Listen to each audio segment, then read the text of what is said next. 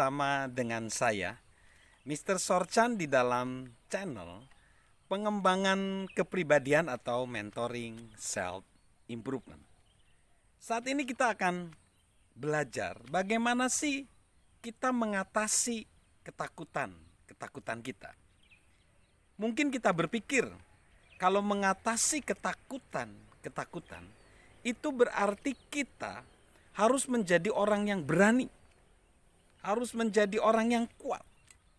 Ada kriteria khusus untuk mengatasi ketakutan di dalam kehidupan kita. Tapi sebenarnya enggak. Semua orang bisa mengatasi ketakutan. Dan saya akan memberikan beberapa tips. Yang pertama, kita harus mengakui ketakutan kita.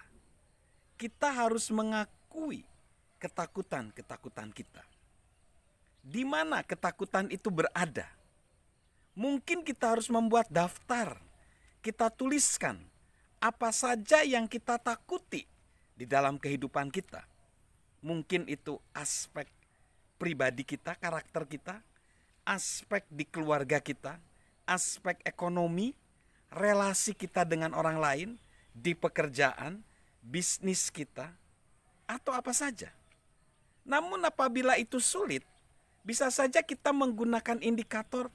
Kalau misalnya jantung kita berdebar, mungkin itu sebagai indikator.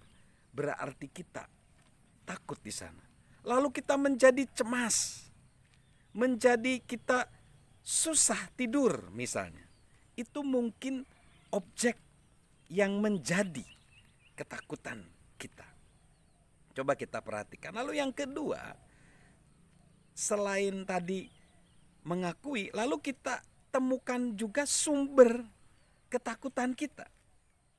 Ya, misalnya ada seseorang yang datang ke psikiater, dia takut terhadap guntur.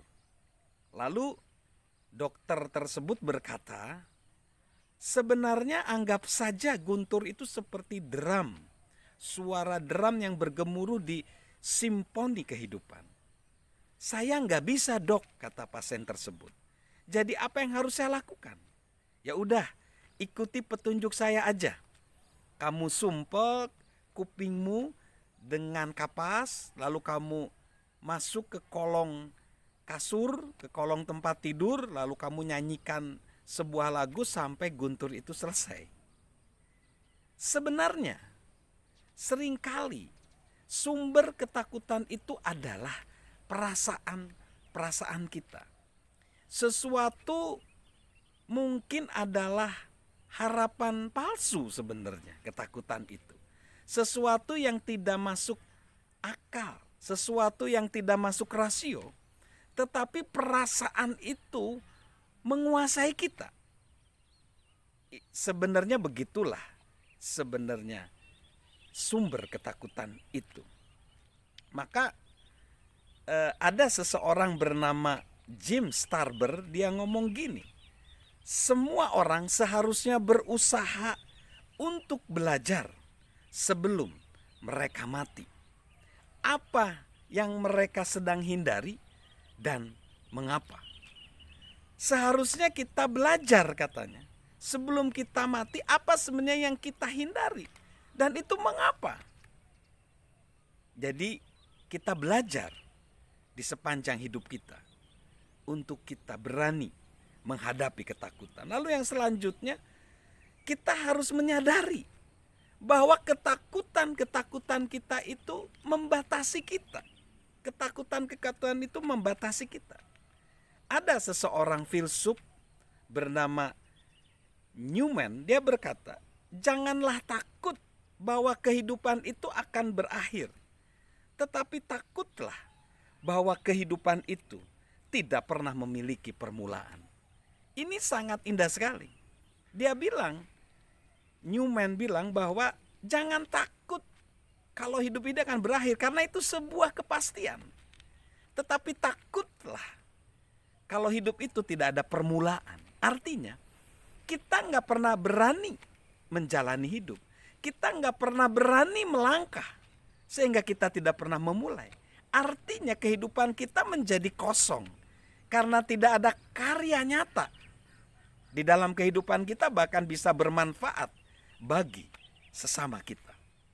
Lalu ada seorang sastrawan juga bilang gini, memikirkan betapa berbahayanya segala sesuatu, tidak ada satupun yang menakutkan. Memikirkan bahwa segala sesuatu berbahaya itu menjadi tidak menakutkan. Artinya bahwa kehidupan ini semuanya adalah resiko, menanggung resiko. Maka sebenarnya faktanya, sebenarnya kehidupan ini penuh dengan resiko. Kehidupan ini penuh dengan bahaya. Kehidupan ini sebenarnya membuat kesehatan kita menjadi menurun. Kita menua dan bahkan kehidupan ini bisa, tanda kutip ya, bisa membunuh kita. Jadi sebenarnya kita perlu menghadapi kehidupan yang berbahaya ini. Jadi artinya bahwa kita tidak perlu takut, karena memang kehidupan ini penuh dengan bahaya. Jadi kalau kita tahu bahwa resiko itu tidak bisa kita hindari, maka kita perlu menghadapi resiko itu. Salam sukses luar biasa dari saya, Mr. Sorchan.